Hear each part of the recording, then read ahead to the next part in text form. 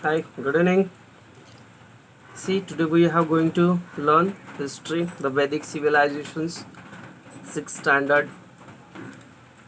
There are five parts: the Vedic literatures, family system, day-to-day life, agriculture, animal husbandry, economic and social life, then a religious idea, then political system. So today we have learned only 4.1 and 4.2. So see the topics, the Vedic literatures. First upon the Vedic literatures. The civilizations that is the best of the Vedic literature is known as the Vedic civilizations.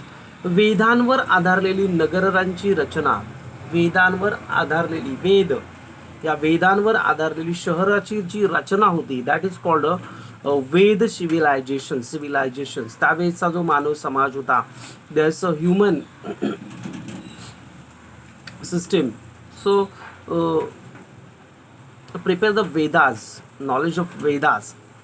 Okay, the Vedas are considered to be our earliest literatures. The Vedas are composed by the many sages in the rishis.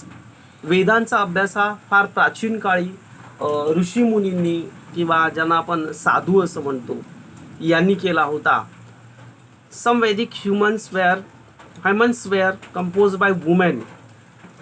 काही वेदांमधील कडव्यांची रचना ही काही स्त्रियांनी सुद्धा केलेली आहे. म्हणजे त्यावेळेच्या स्त्रिया सुद्धा किती एज्युकेटेड होत्या ते आपल्या लक्षात येईल लगेचच, बरं ना, लगेच आपल्या लक्षात येईल. देअर आर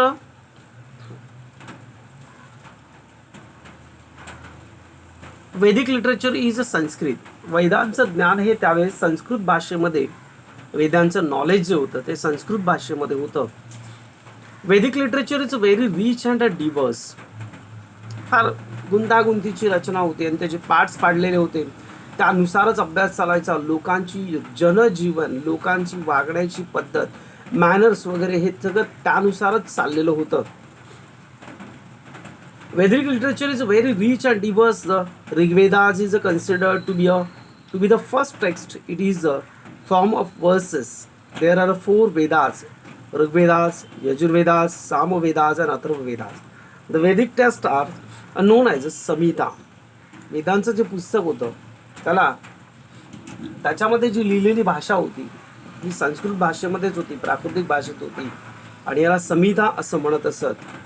विद means to know. The term Vedas derive from the विद म्हणजे विद्वान.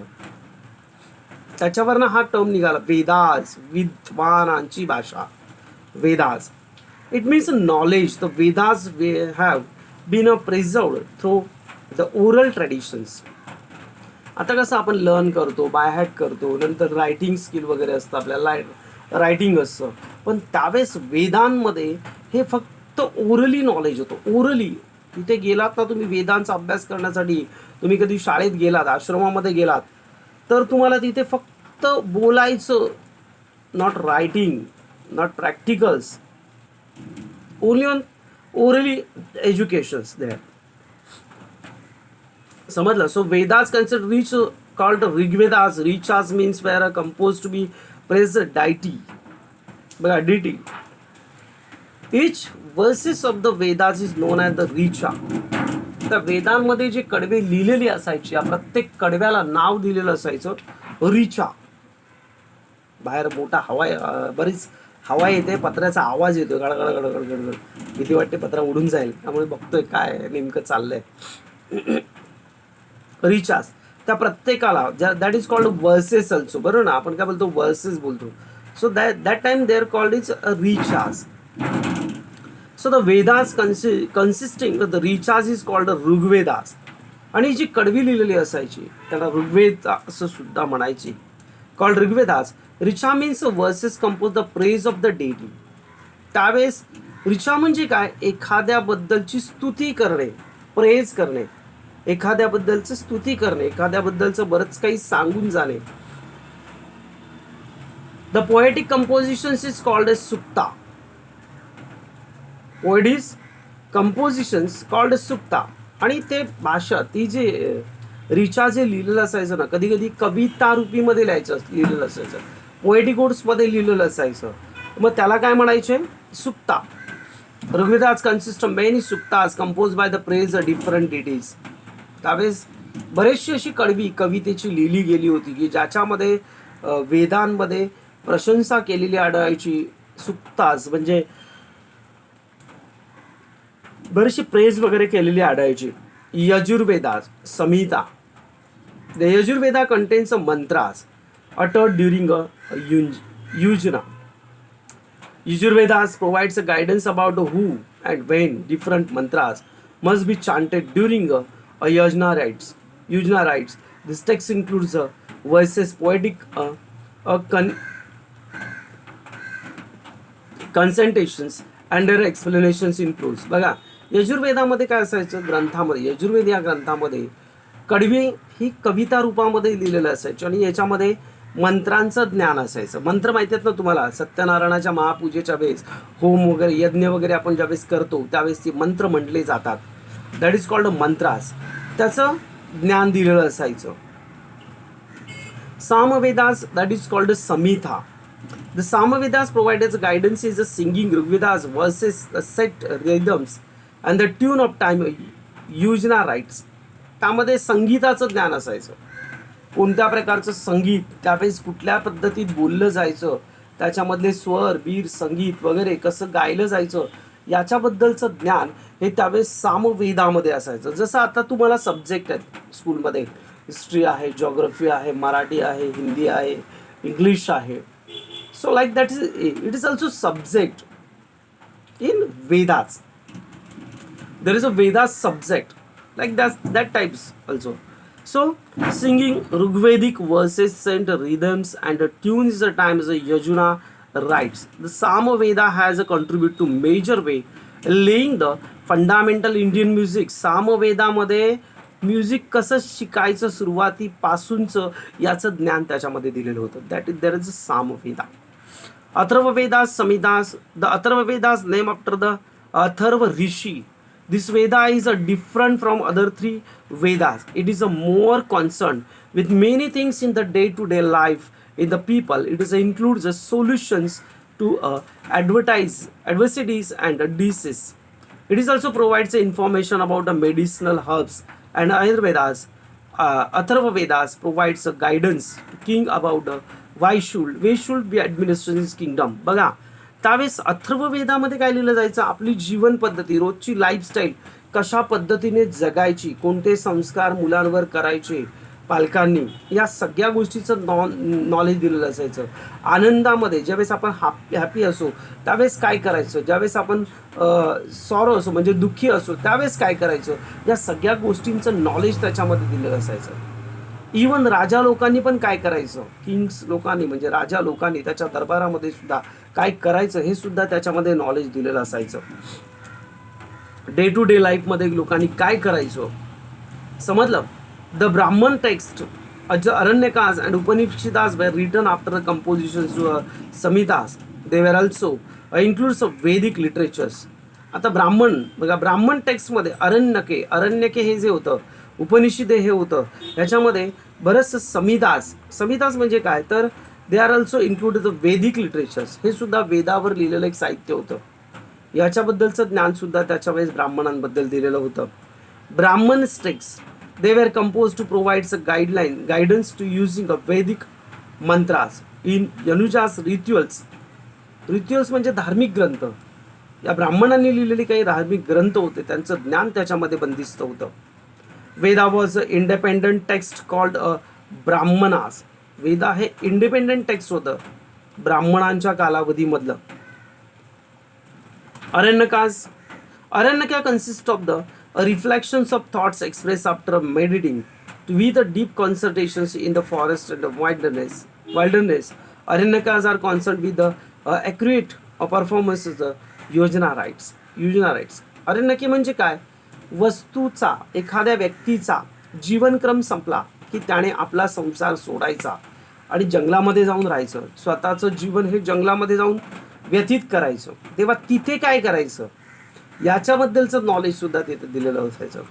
उपनिषदास, the term Upanishads indicates knowledge acquired the sitting at the feet of the teacher. Human beings have always and wondered about the events like a life and death, it is not easy to find answer to them. The Upanishad discuss such a serious and profound issues. बघा, उपनिषदांमध्ये सगळ्या ग्रंथांचं ज्ञान दिलेलं असायचं आणि हे उपनिषद ग्रंथ हे तुम्हाला शिक्षकांनी शिकवायचं असतं. जीवनामध्ये कशा पद्धतीत राहायचं, प्रत्येक प्रश्नांची उत्तरं, एकदम प्रत्येक प्रश्नाची उत्तर, तुमचा कोणत्याही प्रकारचा जीवनाबद्दलचा, लाईफस्टाईल बद्दलचा जर कोणताही क्वेश्चन्स असेल तर त्याच्याबद्दलचं आन्सर तुम्हाला उपनिषदामध्येच मिळायचं. द फोर वेदास, ब्राह्मण, आरण्यके and Upanishads were the compose over the period of 1500 years. आता हे लिहायसाठी काय, वेदास, ब्राह्मणकेस, अरण्यकास, उपनिषदास हे सगळं लिहायला जवळजवळ 1500 वर्षापूर्वी 1500 years लागले फक्त लिहायला, ते कन्सिडर करून लिहायला. समजलं. During this long period the वैदिक सिव्हिलायझेशन अंडरवेंट मेनी चेंजेस. आणि जसजसं शहर घडत गेलं, जसजसं शहरीकरण होत गेलं, सिव्हिलायझेशन येत गेलं, तसं तसं त्याच्यामध्ये बरेचसे चेंजेस पण होत गेले. Important source of the study, those are changes of the day-to-day life in the Vedic period.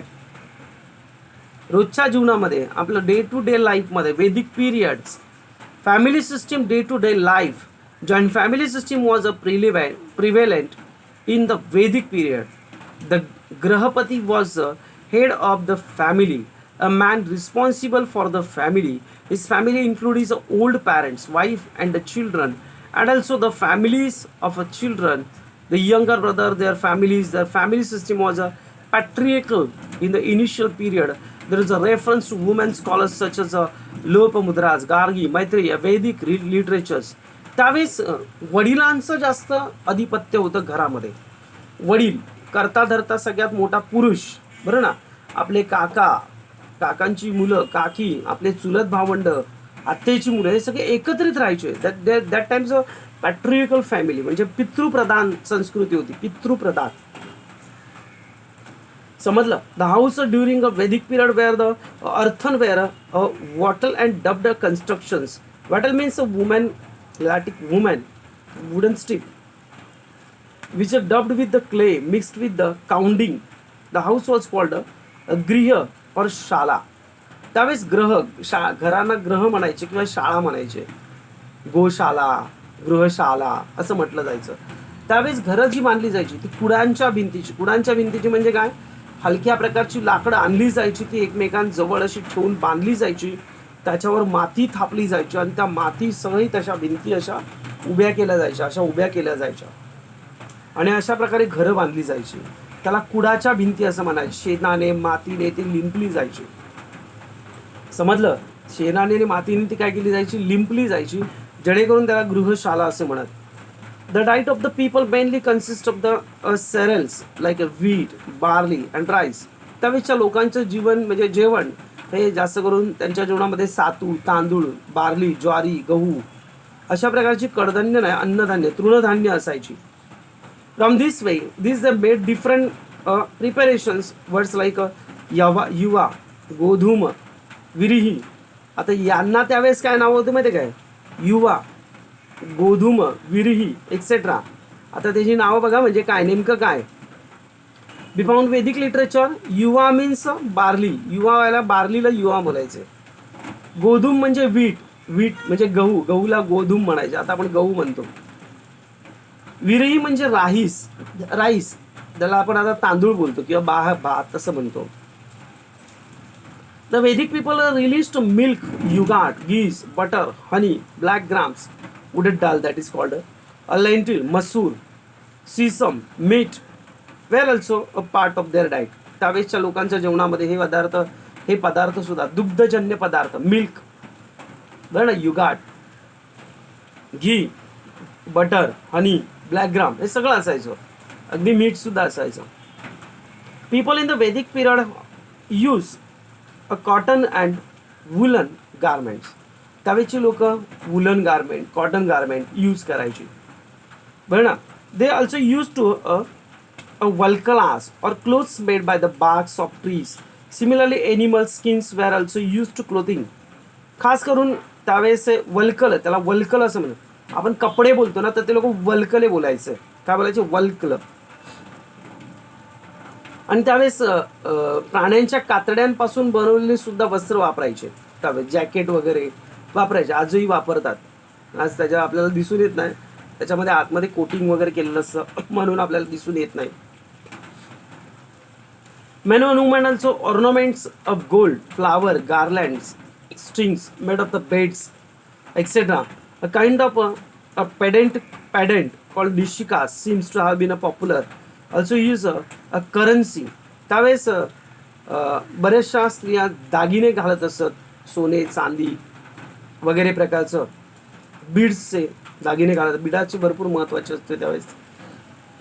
Pen down बोलतात त्याला, निष्का कॉईन टाईप असतं ना निष्का. बघा आता पण घालतात, मोठमोठ्या अशा ऑर्नामेंट घालतात, इथं मध्ये गोल असतं किंवा स्क्वेअरमध्ये असतं, लेड्सच असतं. That is called a Nishka. Seemed to have been a popular. It was also used to be a currency. A currency असं म्हणत. Singing, playing musical instrument, dance, board games, chariot race and hunting were the means of the recreations. There are main musical instrument were the वीणाच, साततंतू, ज्याला आपण guitar बिटार बोलतो, सप्ततंतू वाद्य. The cymbal, conch, precious instrument like a drum, mridang also used. त्यावेळेस सुद्धा बरेचसे musical instrument बनवले जायचे, बऱ्याच पद्धतीचे खेळ खेळले जायचे, शिकार केलं जायचं, लोकांना संगीत वाजवणं, वाद्य करणं, वेगवेगळे खेळ खेळणं, या गोष्टींची आवड होती.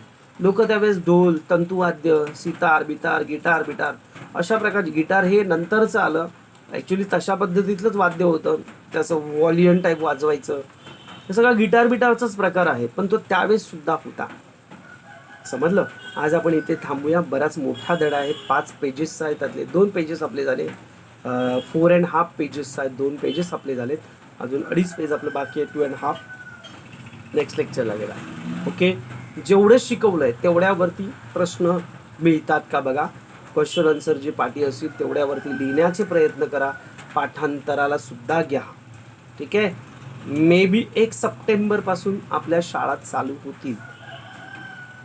1 सप्टेंबरपासून पहिलं चालू होणार आहे 9वी, 10वी आणि 12वी, आणि नंतर मगच्या पुढच्या टप्प्यामध्ये तुमच्या शाळा चालू होतील 5वी, 6वी, 7वी, 8वी, आणि 5वी नंतरच्या आधीच्या शाळा जे प्रायमरी सेक्शन्स असतात ते अजून 1 महिन्याने. ओके, आज आपण इथेच थांबूया. थँक्यू.